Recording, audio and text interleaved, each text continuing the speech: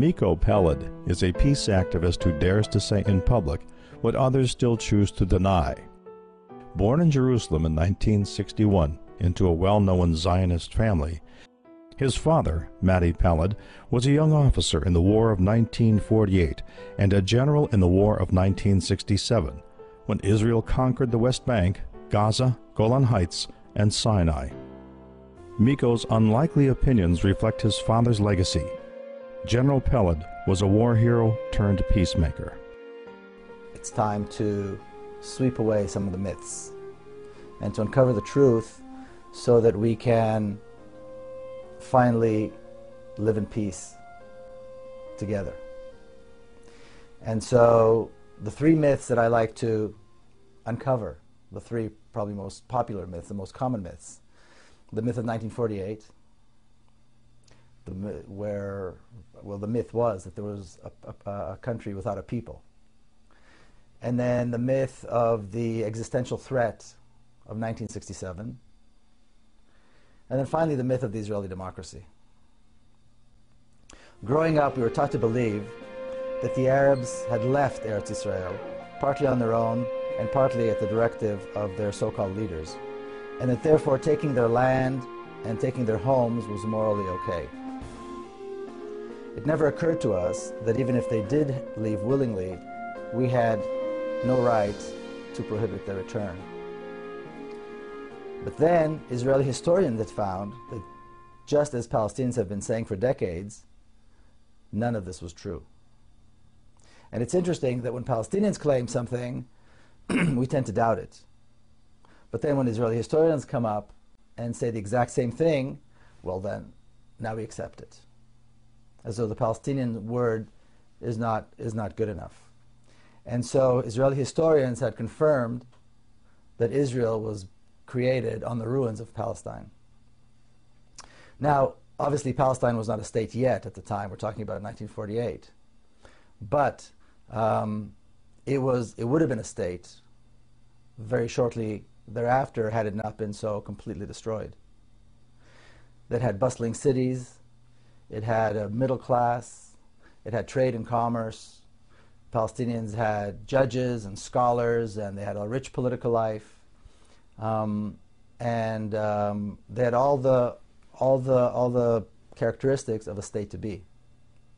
But the one thing in which they didn't invest, the one thing in which Palestinians did not have, was the military. Any kind of militia. And so when the Jewish militias attacked, even though the Palestinians constituted the vast majority of the population, when the Jewish militias attacked, they were helpless. The Jews, on the other hand, in Palestine at the time, were a minority, probably less than 500,000, but they had put together state-like institutions. So they had their own schools, they had their own universal healthcare system, for example, they had a quasi-government of which my grandfather was a member, and all of these were created based on the principle of hafradah, which in Hebrew means segregation. In other words, to be completely separate from all the institutions that the Palestinians have had. And the one thing that they did, in which they did invest heavily, was a very strong militia. A militia of young men, well indoctrinated, well trained, of which my father was a member. And they were determined to create a Jewish state in Palestine, completely disregarding the fact that the majority of the population were not Jews, but were Palestinian Arabs. It turns out that the creation of Israel had not, after all, been a haphazard fight in which the Arabs fled their homes due to the directives of their own leaders. It had been an unprovoked, systematic campaign of ethnic cleansing by the Jewish militia, involving massacres, terrorism, and the wholesale looting of an entire nation. Now it's interesting, my mother was born and raised in Jerusalem. She was born in 1926. And she recalls the Palestinian neighborhoods in West Jerusalem. And when the residents of these neighborhoods were forced to leave their homes, which are still in Jerusalem, they're beautiful, spacious homes with beautiful gardens, were offered to Jewish families And one such home was offered to her, being the wife of an officer and so forth. And she refused it. She said she could not bring herself to move into the home of a family that had been forced out and is now living in a refugee camp. She also said, and I heard this confirmed by many people, that when the Jewish forces came into the homes, the coffee was still warm on the table. The people had just left. And then the looting began.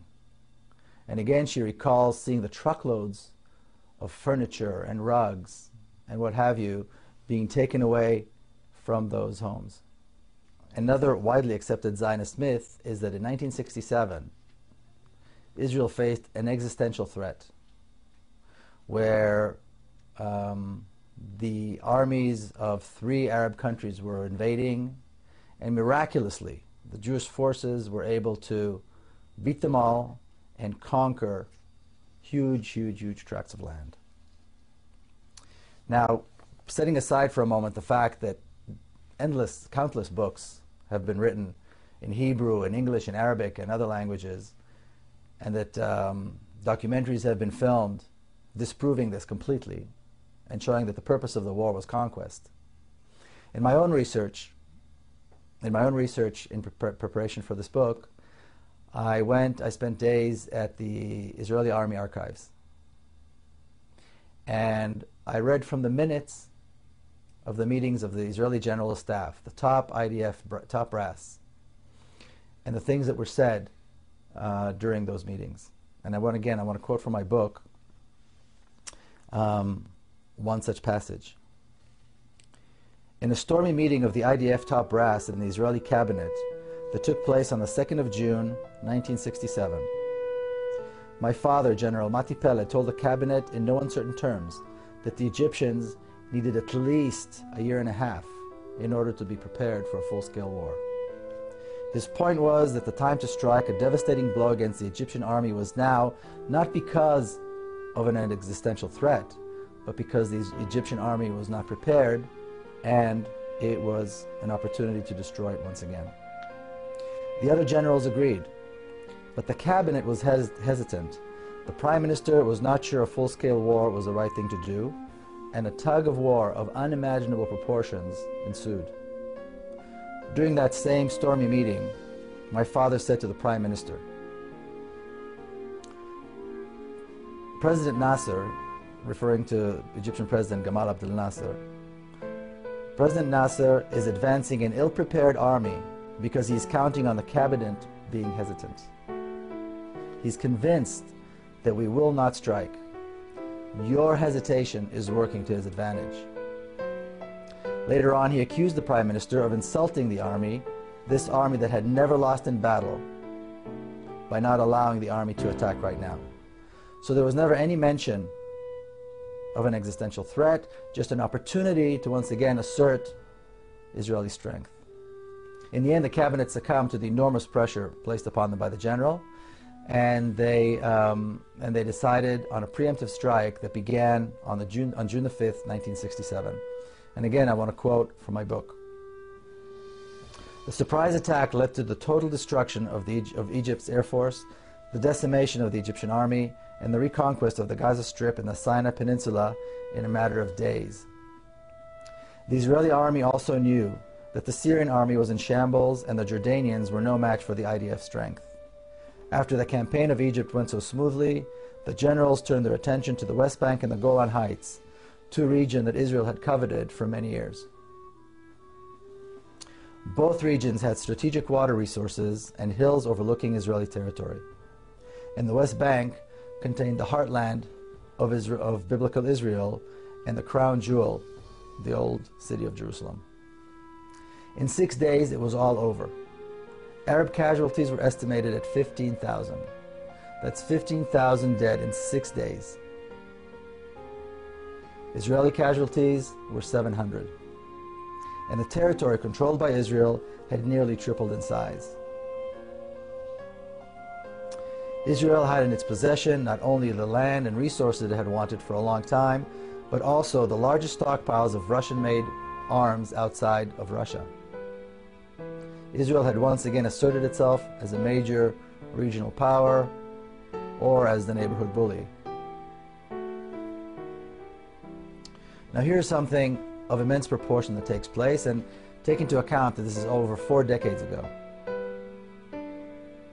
And again I quote, "At the first weekly meeting of the General Staff after the Six-Day War, Chief of Staff Yitzhak Rabin was beaming with the glory of victory. But when the meeting was nearing its end, my father raised his hand. When he was called on, he spoke of the unique chance the victory offered to solve the Palestinian problem once and for all. For the first time, he said, in Israel's history, we were face to face with the Palestinians without any other Arab countries between us. Now we had a chance to offer them a state in the West Bank and the Gaza Strip." He claimed with certainty that holding on to the West Bank and people who lived in it was contrary to Israel's long-term strategy.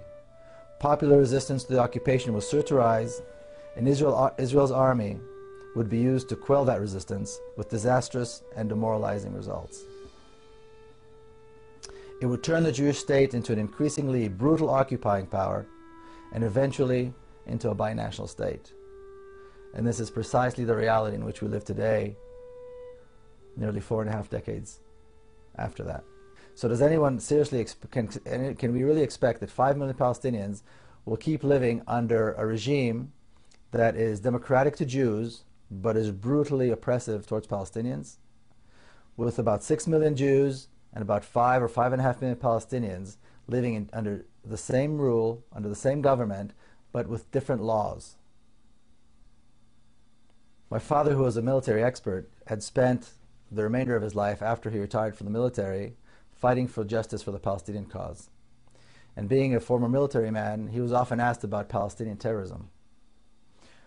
On one such occasion, when he was being interviewed by the Israeli television, he said this about terrorism.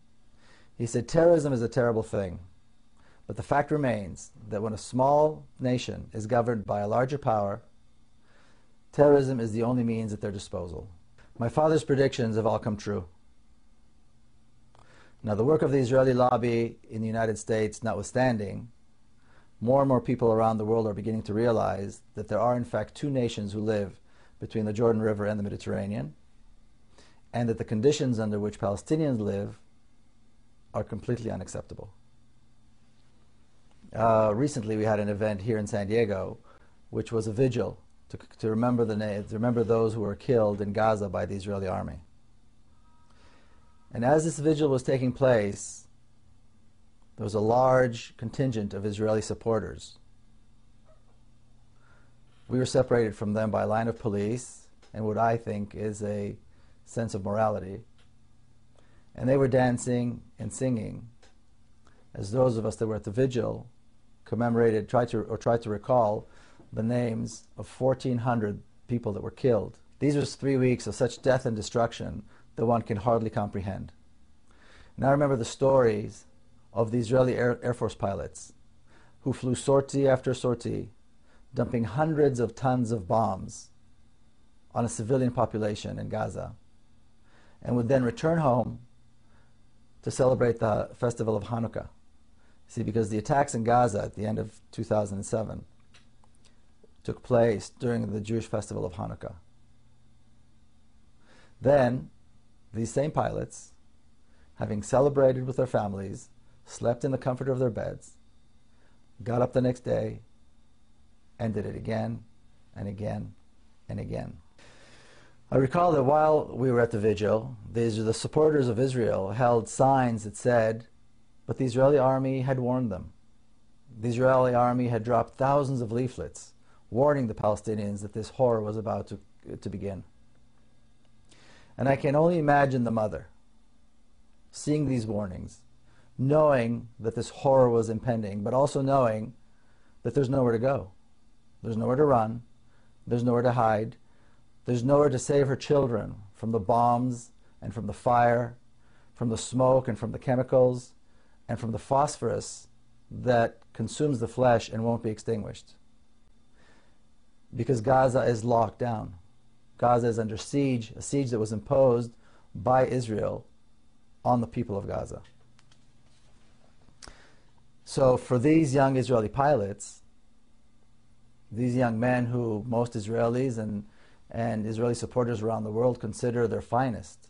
This was really nothing but shooting fish in a barrel as they began their merciless onslaught at exactly 11:25 in the morning on December the 27th, 2008.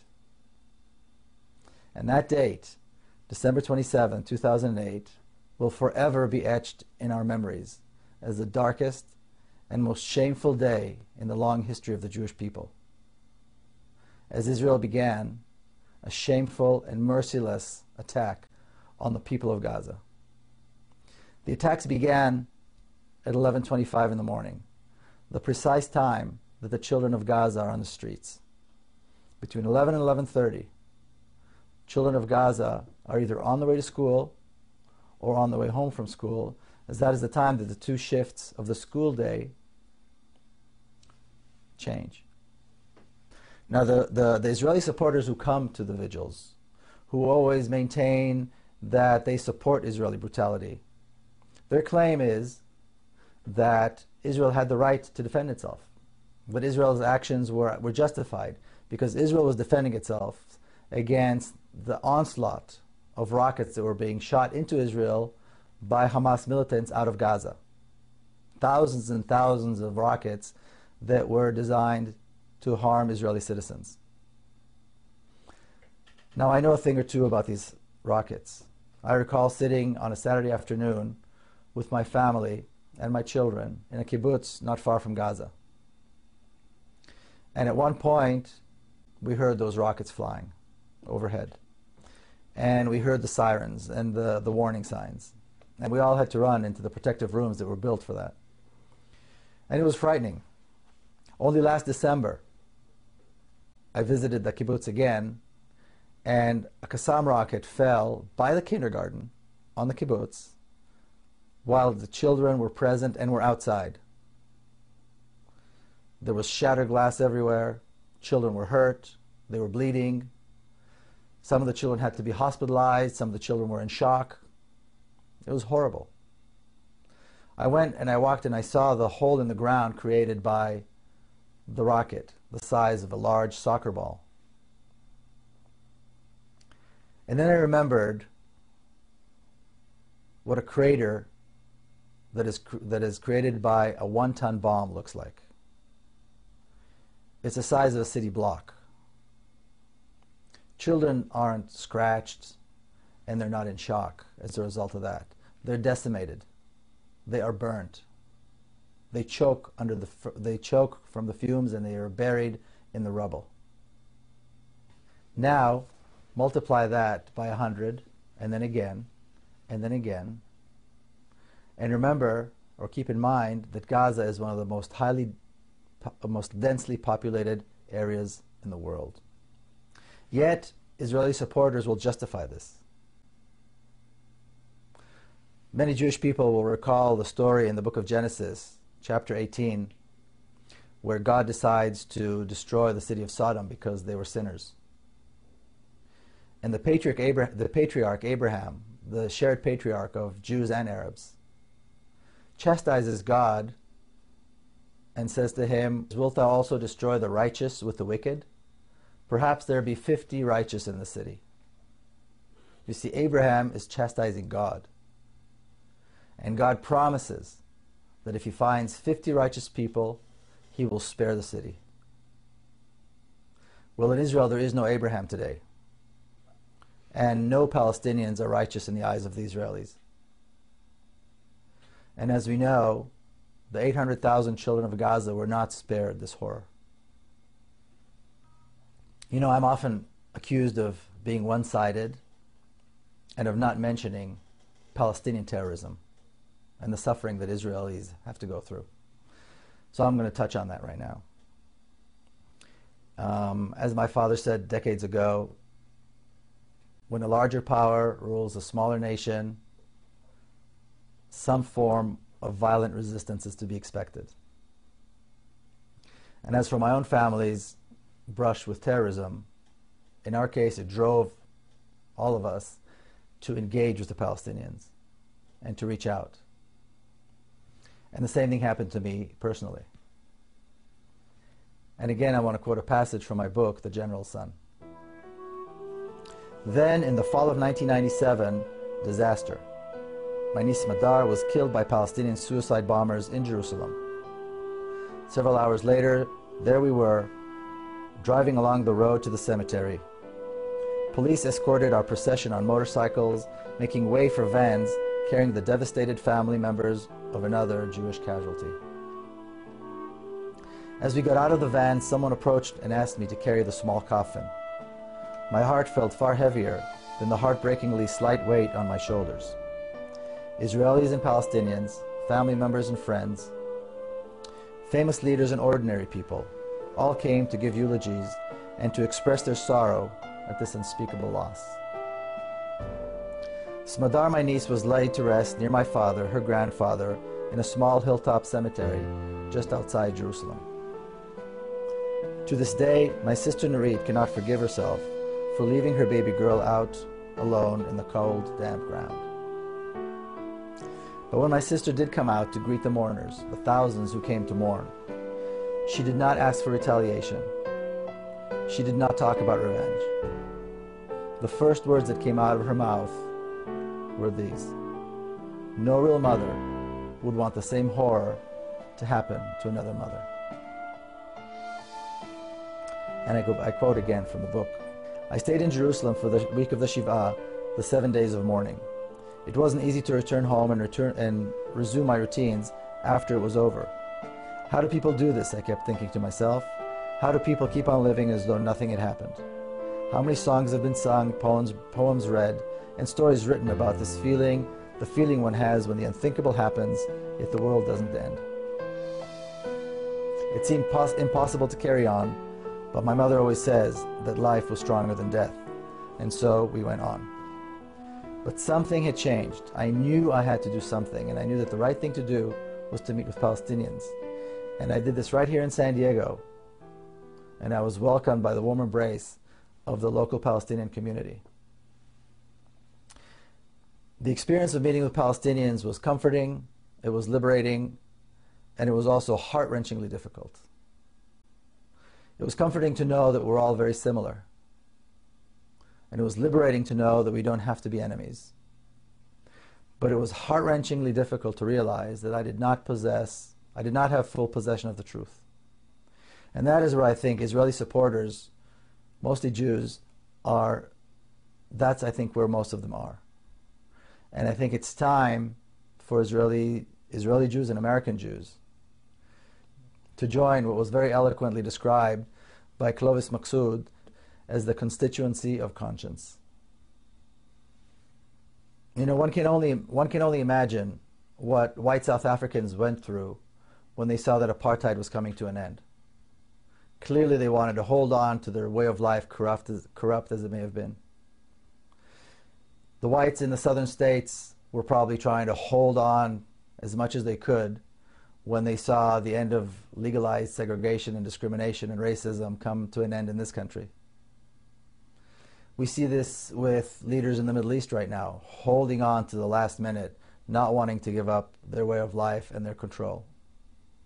And Zionists in Israel around the world are now doing the same, trying to hold on.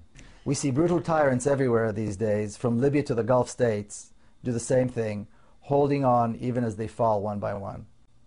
Now Zionists and their supporters do the same, holding on to the notion that a racist regime can last, that injustice and horror can last, and that crimes against others who are different can go unpunished. But we are near the end. The Zionist dream of an ethnically homogeneous state was shattered by the Zionists themselves with their insatiable hunger for land. In their own hands, they created a binational state where almost half of the population are not Jewish or Israeli, but are Palestinian Arabs. True that they have no rights, it's true that they're not counted, but this will come to an end sooner than most people think. I think it's safe to say that the non-violent resistance movement in Palestine will prevail. We have Israelis and Palestinians hand in hand, marching every single week in Bil'in, in Ne'elin, in Nabi Saleh, in Bet Umar, in Masara, in Sheikh Jarrah, in Silwan, and in other places. They face the brutal force of the Israeli army every single week, but they're dedicated and they will prevail. And the dedication of these people is the reason that people like myself who believe in justice and democracy are optimistic. In Nabi Saleh, another beautiful spot in the West Bank where settlers have made their ugly mark, Israeli reservists, clumsy and armed to the teeth, are faced with the undaunted courage of mothers and their children who just want the settlers and the army out of their villages and out of their lives. It seems surprising that Israeli soldiers, young men and women who are raised on what is seemingly in a democratic society, are willing to enforce this brutal occupation, because they do it very willingly and they do it very brutally. But what we need to realize that the Zionist education system taught these young men and women that Palestinian life is worthless. So for those people who do want to associate themselves with Israel and with Zionism and drape themselves in the Zionist flag, the flag that has come to symbolize intolerance, hate, racism, and brutality, they can feel free to do so. But they need to know this, that when the trials begin and the tribunals take their place, and when the Truth and Reconciliation Commission begins its work, and they're finally shamed into admitting that they were wrong, they need to remember to go down on their knees and beg forgiveness from the people they so blatantly wronged. Because they need to realize that we will never forget them, and that their conscience will never allow them to forget that they supported the killing, they draped themselves in the flag, and they mocked the bereaved. The rest of us will move on, and along with the rest of the Middle East, we will follow the example of the people of Egypt to create something that will surely be a tremendous accomplishment, a democratic, secular state in our shared homeland, a state where Muslims, Christians, and Jews live as equals and educate their children to love their diverse homeland with its multitude of cultures, its rich history, and its promising future.